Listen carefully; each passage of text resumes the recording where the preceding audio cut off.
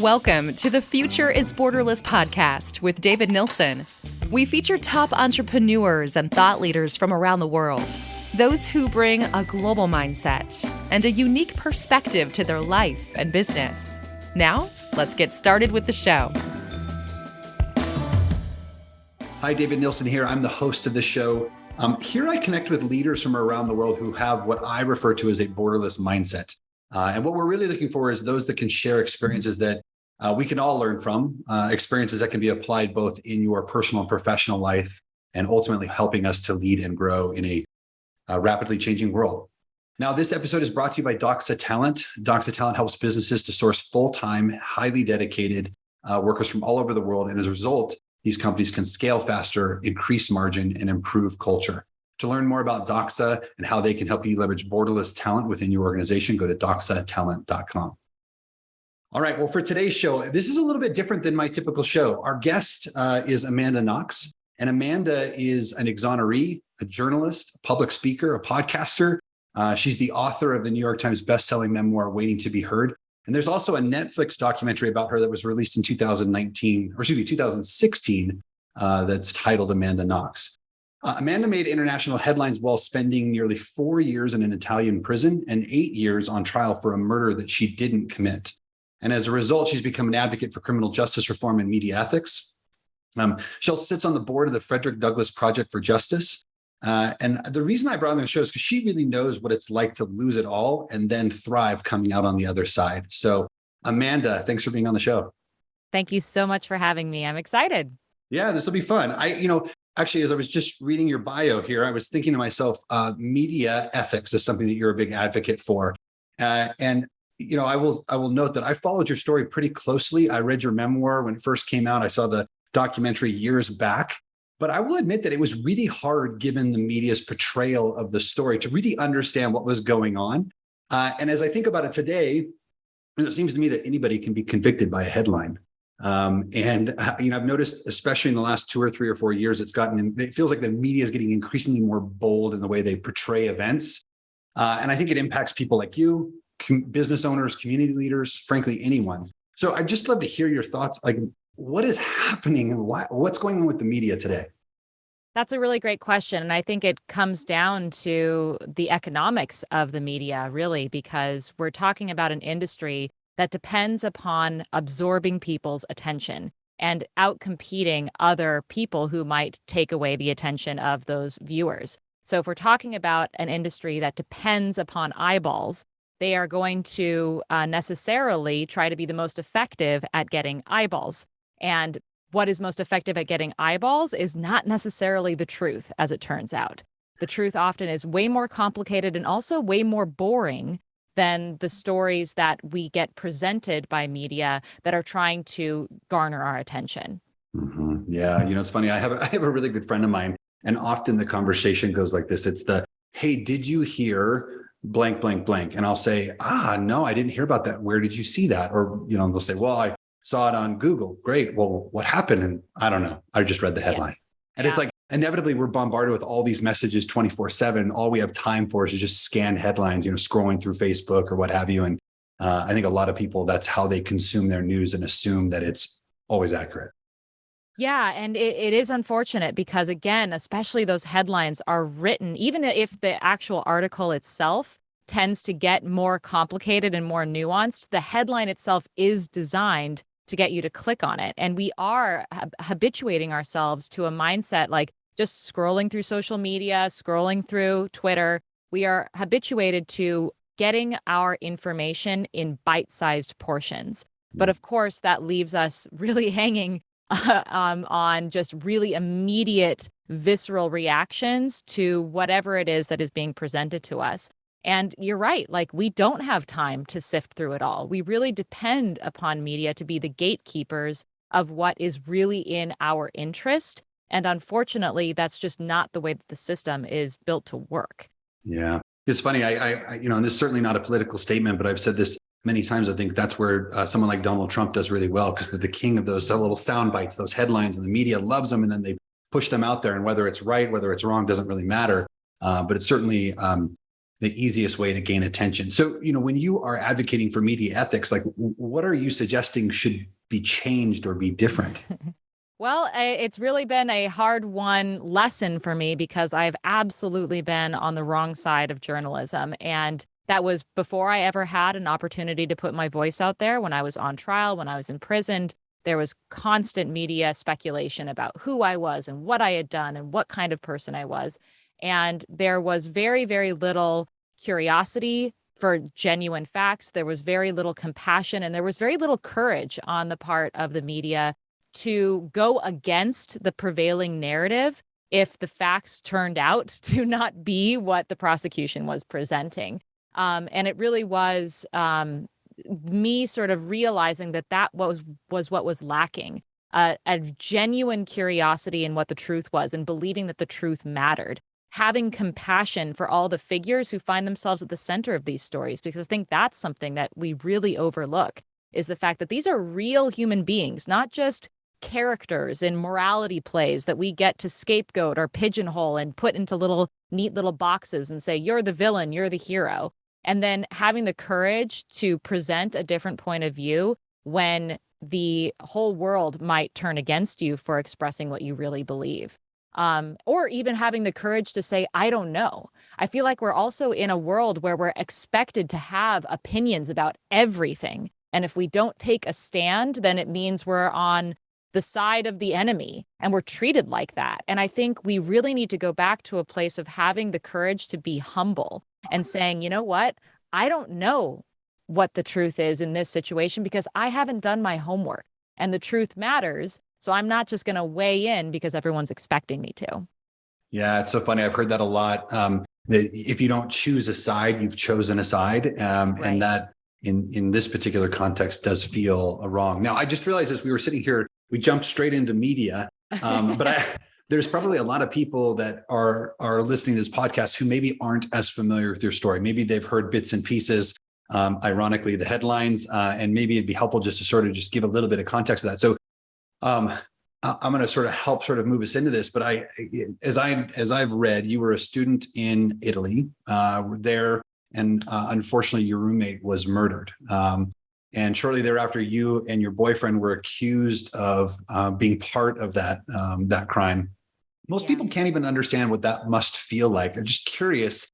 I mean, awful incident, but when that incident turns into an accusation of you and your character and your participation in it, what does that actually feel like? I mean, I'd love if you could put that into words. Ooh, yeah. So I think that the words that immediately come to mind, if I were to try to condense it down into just what is it, it is profound shock at one's own vulnerability and the chaos of violence and the chaos that results from violence. So, Meredith and I were very similar. We were young women who were studying abroad in another country. We had only been there for a few weeks. So I think a lot of people forget about that is both her and I were very, very new in this environment when our home was broken into. And just by, fluke, serendipity, whatever it was, Meredith was home and I wasn't because I had met a nice Italian boy 5 days earlier and we were having our sort of, love affair kind of situation. Like we were just totally into each other and had the biggest crushes on each other. We're having our sweet Italian romance. And Meredith was just home. Like she was just at home. It's not like, I feel like there's a lot of, especially when bad things happen to young people, there is this tendency to find fault in them, to try to say, well, if she hadn't been wearing this or she hadn't been out and about doing that, like Meredith was doing everything, quote, right. Like she was at home. She was getting ready to go to school the next day. And lo and behold, someone broke into our house and raped and murdered her. And that, just discovering that, realizing how random and horrific violence can be, and just coming home to discover that was incredibly surreal. But then on top of that, I was then put into a position of being blamed for the most insane thing, which was orchestrating a sex game turned murder because of some person's fantasy about what young women's sex lives were like. It was very much this incredible misogynist fantasy where the whore tries to dominate the virgin and for a Halloween sort of satanic sex ritual. It was outrageous, but what was shocking about it, and going back to that ethics of storytelling, ethics of media, was how compelling that story was for so many people, despite the fact that there was zero physical evidence or behavioral or witness evidence to confirm this story. It just captivated people in a way that made them not want to discount it. And that was an incredible position to be put in, because it really did, for me, feel like the truth didn't matter. Like, it didn't matter that I was innocent, and it didn't matter that there was no evidence. It was the story and the idea of a person that we can then judge and vilify and shame that people latched onto. And that's, I feel, the danger of really indulging that impulse, both in media and in the justice system, which are very intertwined. Very closely connected. Yeah.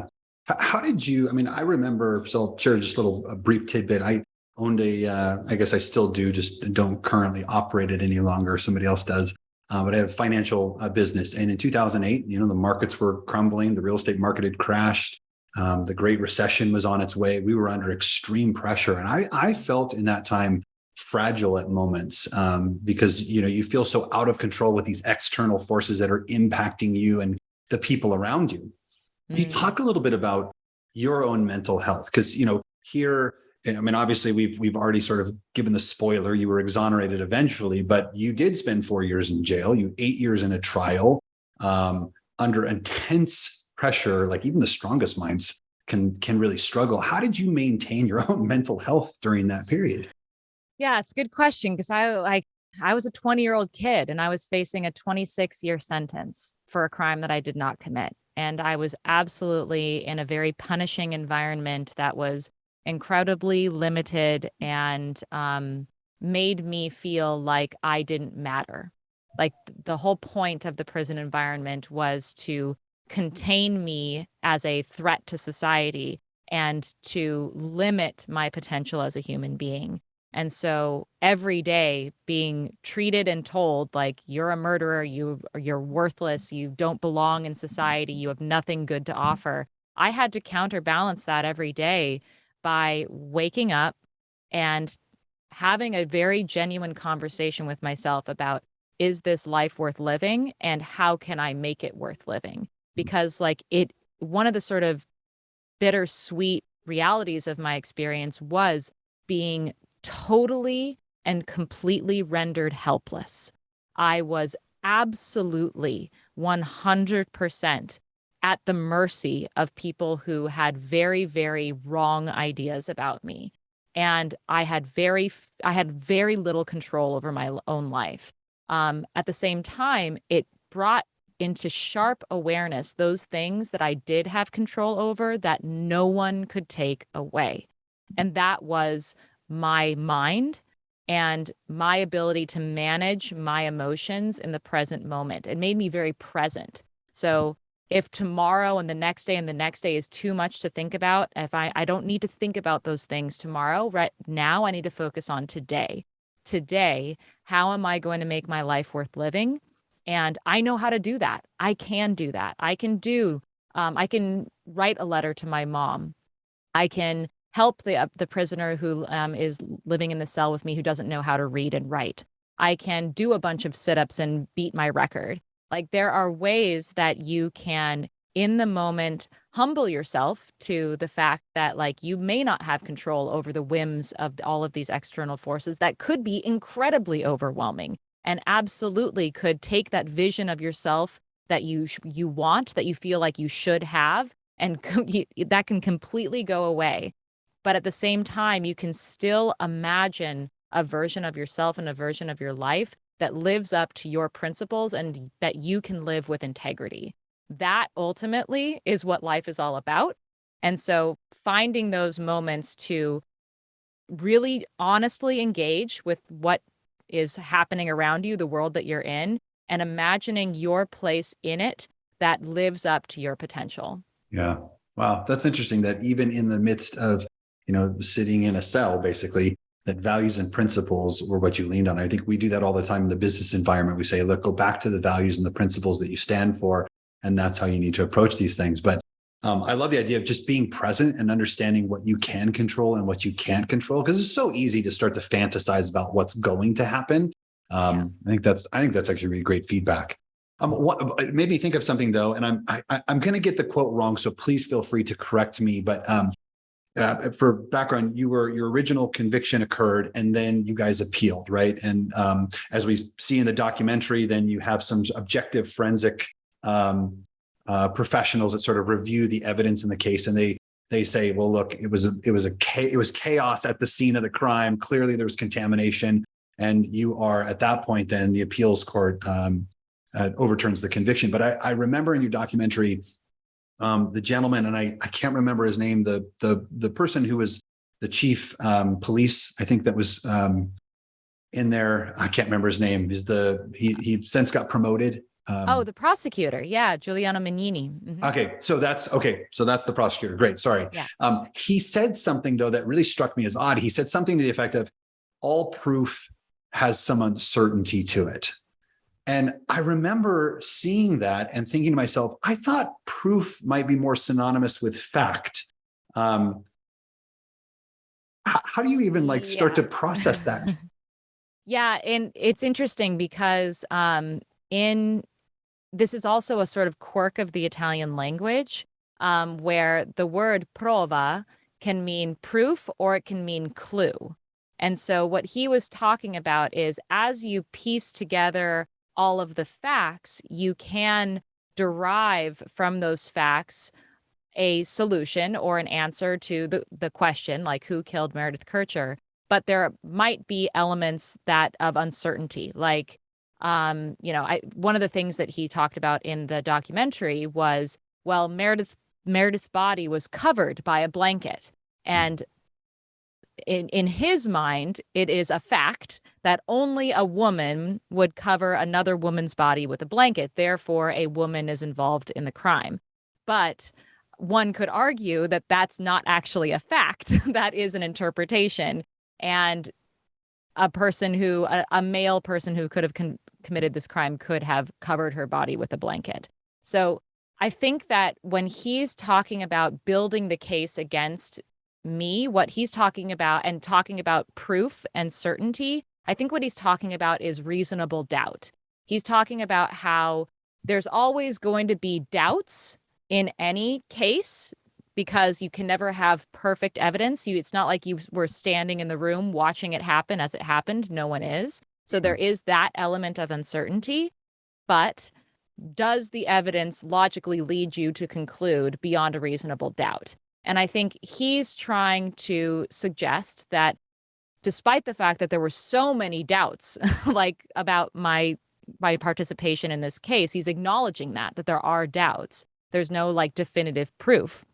He's saying, well, there's proof enough because I think the story I constructed has enough behind it to sustain it. What's unfortunate is he's never really grappled with the fact that, one of the things that my attorneys brought up in court, he said 0 + 0 + 0 still equals 0. In my own case, the prosecution brought forth a lot of, quote, facts that they felt were really, really compelling. Like there's a homeless guy who in the night of the murder says he saw me around a basketball court that was near the house where the murder happened. And they say, look, that is a fact. That is proof that she was on her way to the murder. And it's or that homeless guy saw someone else or didn't see me. And it's a lot of shady interpretations of alternative facts. Another thing that they say in Italian is la tua verità, la mia verità, my truth, your truth. There's this subjective quality to truth that I feel like they're more comfortable with, that in our culture we feel is we would never say what's your truth, what's my truth. We would say there's the truth, and then exactly. One of you is either living not in the truth or is in the truth. Like you can look at facts from a different way, but like a car wreck, we all saw a ar wreck, but you're not going to have a situation where one person says there wasn't a car wreck and another person says there was. Yeah, it's even hard. It's hard for me to imagine even watching it and going back through the story again. It just feels like there were so many holes in it. And yet it was, for some reason, it was being accepted by so many people. One thing that wasn't really covered as much, at least I'm actually very interested in, because I'm a father. I've got two daughters, one 5, one 4. Is that your family made a huge sacrifice to be there for you, to make sure you had proper defense. That had to have been really hard, both emotionally and financially. And I think about like what I wouldn't do for my kids, and I can't come up with anything. On the flip side, even as a business owner, you come up with these hardships, and then you have to decide, like, what am I going to do about it? And you're dealing with that constantly. But I just think as a father, or a parent, I should say, excuse me, but I'm relating to it as a father. Like, how were they able to sort of make it through that, both emotionally, financially? Because it had to have been a massive sacrifice.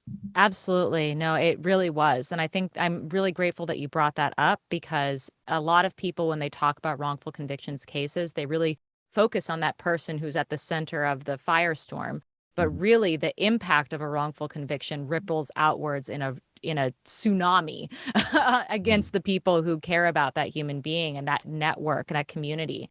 My family, again, going back to their core values, they find themselves in a crisis and they go, what's more important, my daughter or my retirement? My daughter or my house? My daughter or the fact that I have to constantly answer to a million journalists who are going to be putting me through all these crazy interviews and talking to me like my daughter's a murderer? Like, at the end of the day, they ultimately were about freeing me, proving my innocence, and bringing me back home no matter what. And it was, I'm a mother now. I have a young daughter at this point, and I know that my parents would have wanted to have, if they could have taken my place, they would. Yeah. And they couldn't.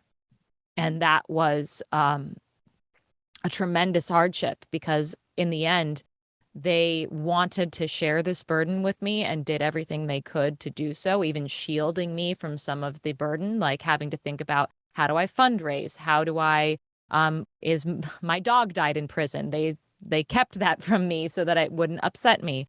All of these things that life keeps going on, and you still have to survive in the real world, but you are going through an exceptional hardship.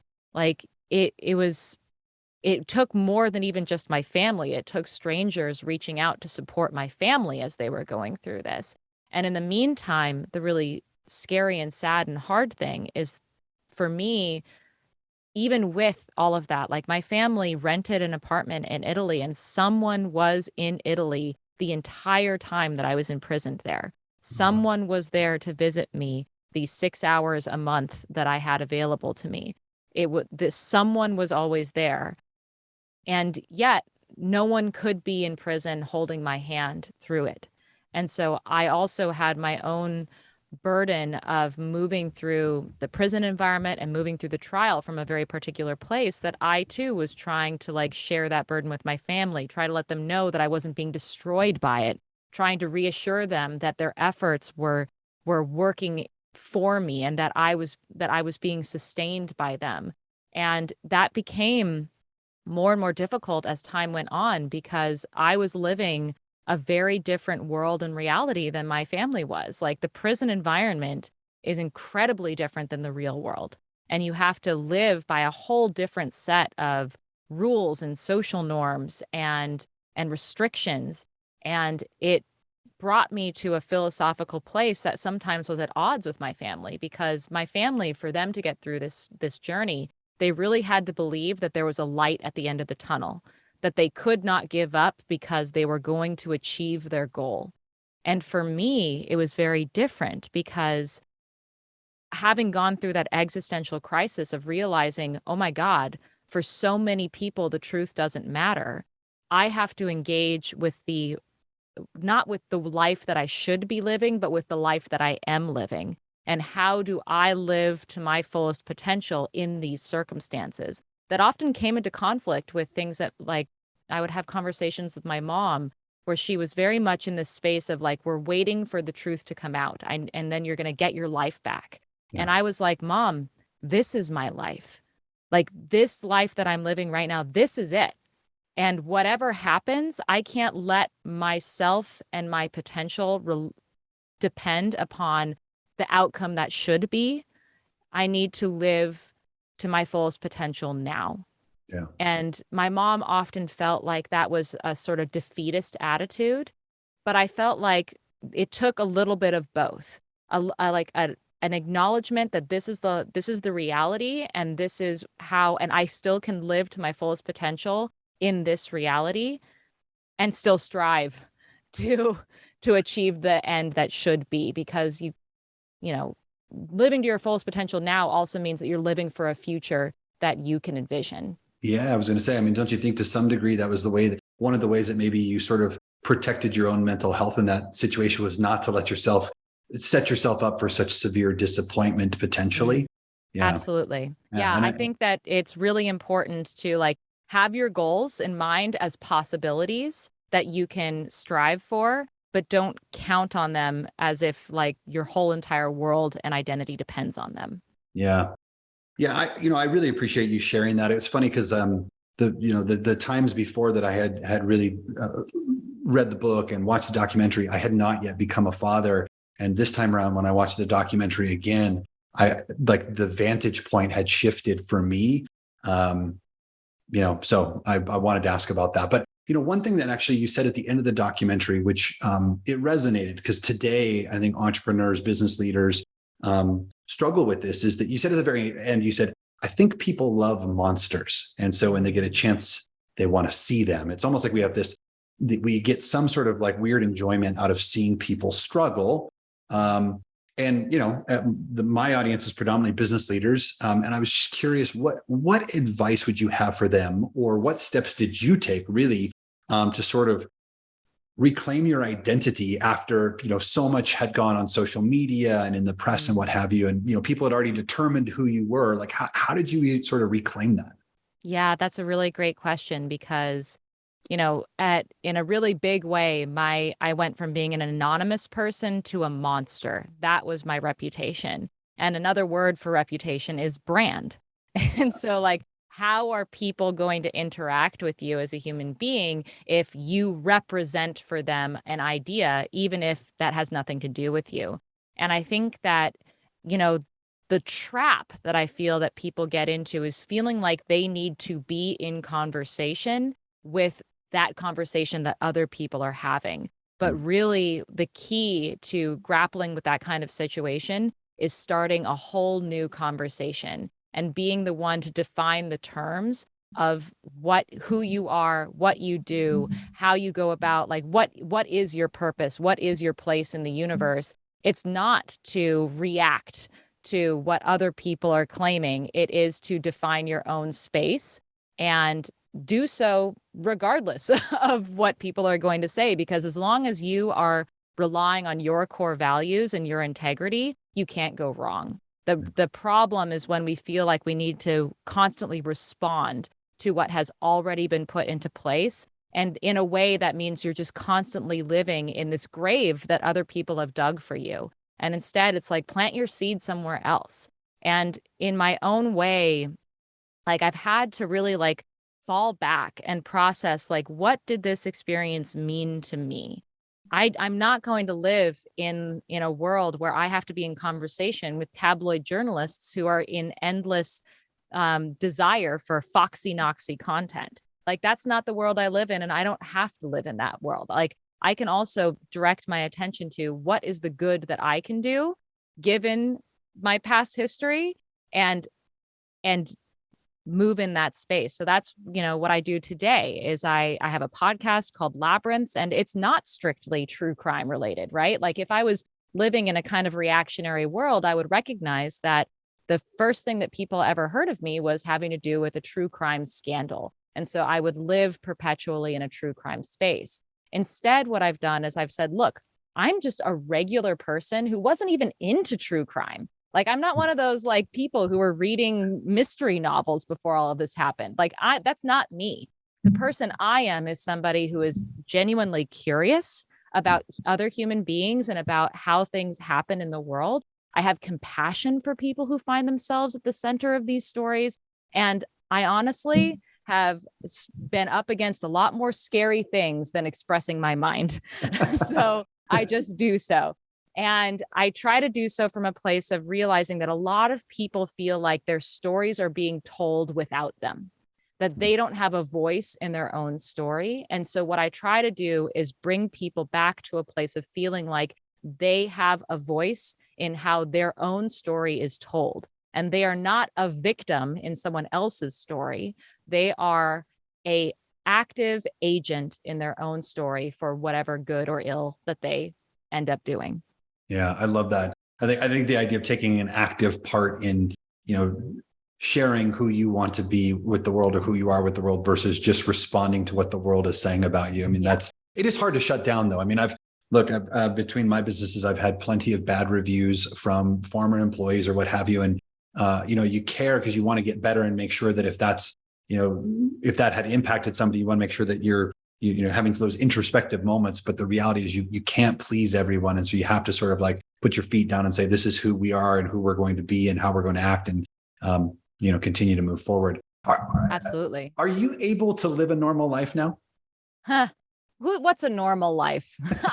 Fair question. I'm not entirely sure. I mean, I have a normal life insofar as I have a loving family. I'm married. I have a daughter. I am self-employed.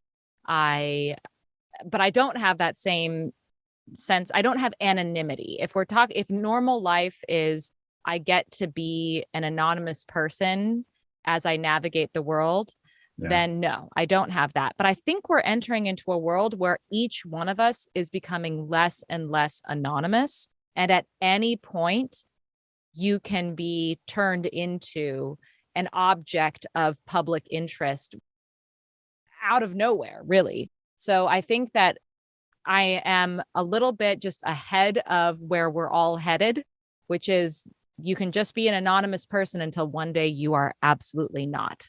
And you don't get to decide what it is about you that ends up becoming the thing that defines you. So I don't know. I feel like I got a crash course just slightly ahead of everyone. I think you got a little bit more than a crash course. You're right. There are those sort of lightning in a bottle moments, both good and bad, that sort of propel someone into, onto the stage, for lack of a better term. How would you handle that today? If you were anonymous today and tomorrow, given your experience, like what would you tell maybe an entrepreneur or a social media influencer, like what would you share with them is sort of best practices for handling those types of situations?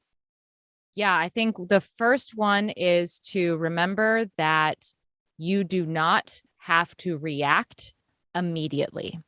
In fact, it's probably best that you do not react immediately. I think that something comes across our plate that's going to we are afraid is going to define us forever, whether it's based on in reality or not. And our immediate impulse is, oh my God, shut this down immediately. Oh my God. And I think that for people who find themselves immediately in a situation like this where a story is unraveling about them, they want to nip it in the bud. I totally get it. But also in the heat of the moment, you are potentially not going to have your mind ready to construct an alternative narrative that is more based in truth and more based in your principles. And so really like getting a sense, like taking a moment to be present, to pause, to consider the circumstances and what resources there are around you. Sometimes the best way to respond to a narrative that is unfolding is to not respond at all. I think that's something that is overlooked by people, because unless someone's throwing you in a jail cell, it could be that this doesn't actually impact you to the extent that you think it will. And instead, if you keep living your life and working with integrity, that is going to be the thing that ultimately defines you, and not the scandal that suddenly comes out of nowhere. So not feeling compelled to react to something unless it deserves, unless you feel especially that there is some truth in it that should be acknowledged. Like, that's where it all comes down to. So not feeling like your identity is ultimately defined by others, because it also depends on who you're thinking your identity needs to be defined to. Like, there are going to always be, like, I'm at peace with the fact that there's a number of internet trolls out there where reason is beyond them when it comes to me. I represent for them the worst possible elements of humanity. And I am not going to have any kind of message that is going to resonate with them, because they've already chosen how they want to feel. And so really, if you're thinking about changing people's minds, acknowledge that you don't have control over other people's minds. You have control over yours, and you know how to participate in the world with integrity, and just do that. Yeah, it's great. Well, I'm happy to hear that you've married. You've now become a mother. I think that's super exciting. Tell me what you're working on today that you're really excited about. Well, I have my podcast Labyrinths, which I make with my husband, and it's a ton of fun. The idea is we interview people about the time that they felt the most lost and how they got out of it and what they learned from it, which obviously deeply resonates with my experience, but also is something that everyone goes through at some point or another in their life. So continuing that, having that continuous learning, open-minded space is something that I really enjoy. And giving people an opportunity to find their voice is something I'm very, very excited about. Beyond that, I have a number of things in the works that I can't say, but they're exciting. The cliffhanger. But you'll find out. Well, I do know, though, that you do speak on occasion. And I do. That's one of the reasons I wanted to bring you on here, is because I think your story has such interesting correlations to, what an entrepreneur can experience, definitely on a different scale and very different circumstances. But, the mental health, the stress, the pressure, the sort of public component of it. I'm just curious, when you speak to groups of entrepreneurs, what is generally your message for them? So I think a lot of people want to know what it's like to be on a path and then to undergo a catastrophe that completely throws your path off. Like entrepreneurs are people who have a mission. They have a vision, they are going for it. And one of the most disheartening things is when that vision is ripped away from them because of external circumstances that are not in their control. And one of the things that I have learned from my experience is, yeah, you know what? I had a vision for myself in my life that is not what it turned out to be. But I am still the thing that I set out to be, and I've been able to manifest my mission under a new set of circumstances. And if anything, I feel like my mission and my ability to fulfill that mission is stronger now because of the pressure and the stress that I had been put through in the process of trying to reach that goal. One of the things that I try to convey is, when I initially went to Italy, my goal was to become a translator. I wanted to be the bridge between people who could not understand each other because of language. And I did not become a translator of language. Yeah. I became a translator of experience. I am still doing the thing that I ultimately wanted to be, which was a bridge. I wanted to be a bridge, and now I'm a bridge between people who are in completely opposite circumstances, or normal people and people who have been through extreme circumstances who can't see each other, who can't communicate, who don't understand. And I can be the bridge for those people to understand each other. It's really extremely fulfilling. And I feel like, if anything, I feel more purpose than ever because I went through something that really took me off my path. Yeah, I think it's an amazing example that sometimes things don't end up the way we thought. One of my mentors early on told me, once you write a business plan, it's wrong. And how you adapt from there really defines who you are. And I think your story is just an outstanding illustration of that. We've been talking to Amanda Knox, and if you've not read her book, Waiting to be Heard, or seen the Netflix documentary Amanda Knox, please check them out. And obviously, Labyrinth, the podcast, please take a look at that. But Amanda, if people want to learn more about you, where can they go? They can go to knoxrobinson.com. That's where you can find all of my work. Or if you're a social media butterfly, I'm on Twitter at Amanda Knox and on Instagram at Amama Knox. Awesome. And we'll put those in the show notes as well for everyone. Amanda, thank you so much for being here today. Thank you so much for having me. Thank you for listening to the Future is Borderless podcast with David Nilssen. Be sure to click subscribe to future episodes so you can hear from more top entrepreneurs and thought leaders. And we'll see you again next time.